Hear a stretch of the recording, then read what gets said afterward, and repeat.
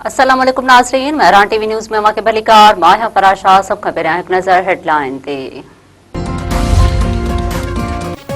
तिब जे शोबे समेत ॿियनि सिविल एवार्ड्स लाइ नालनि जो ऐलान। सिंध जे अॻूणे निगरान घरू वज़ीर हारिस नवाज़ खे सितारा इम्तियाज़ सां नवाज़ियो वेंदो। मरहूम डॉक्टर नसीम सलाहुद्दीन ऐं प्रोफेसर फैसल सऊद डार सिविल एवार्ड लाइ नामज़द। डॉक्टर जमाल रज़ा, डॉक्टर शाह ख़ालिद ऐं डॉक्टर मरियम मलिक खे सिविल एवार्ड सां नवाज़ियो वेंदो।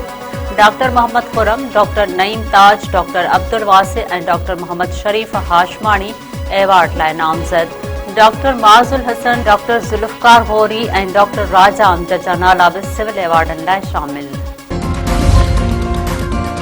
हुर्मुज़ जी मालिकियत ईरान ऐं अमेरिका विच में लफ़्ज़ी जंग तेज़। अमरीकी सदर डोनाल्ड ट्रंप चयो आहे त जल्द हुर्मुज़ खे अमरीकी इलाइक़ो करार ॾियण जो ऐलान कंदुसि। अमेरिका ईरान खे इक़्तिसादी तौर ते वॾो नुक़सान पहुचाईंदो। ईरान जे नायब परॾेही वज़ीर काज़िम ग़रीब आबादी ट्रंप जे बयान ते रद्दअमल ॾींदे चयो आहे त हुर्मुज़ वारो लंघ ईरान जो हुयो, आहे ऐं रहंदो, जंहिंखे खोलण ऐं बंदि करण जो इख़्तियार रुॻो ईरान वटि हूंदो। हुर्मुज़ वारे लंघ खे कंहिं जे हुकुम ते कब्ज़े में नथो वठी सघिजे। ईरान जे परॾेही वज़ीर अब्बास अराग़ची चयो आहे त अमेरिका सां ॻाल्हियूं ॿीहर शुरू करण बाबति अञा फ़ैसिलो नाहे थियो। क़तर ऐं पाकिस्तान ज़रिए पैग़ामनि जो सिलसिलो जारी आहे।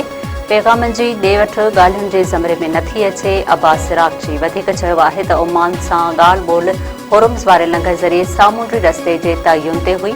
हुर्मुज़ में सामूंडी सफ़र शुरू करण लाइ अमेरिका खे शर्त पूरा करणा पवंदा।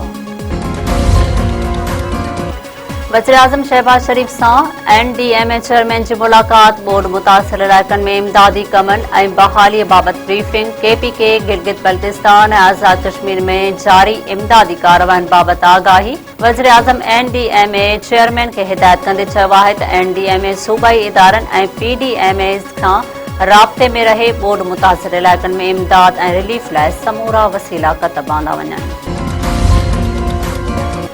नवाज़ लीग सरबराह नवाज़ शरीफ़ जी सदारत हेठि मरीअ में पार्टी इजलास में वज़ीर आज़म शहबाज शरीफ़, वज़ीर आला पंजाब मरियम नवाज़ समेत पार्टी अॻवान शरीक। इजलास में आज़ाद कश्मीर में हुकूमत साज़ी जे हवाले सां मुशावरत कई वेंदी।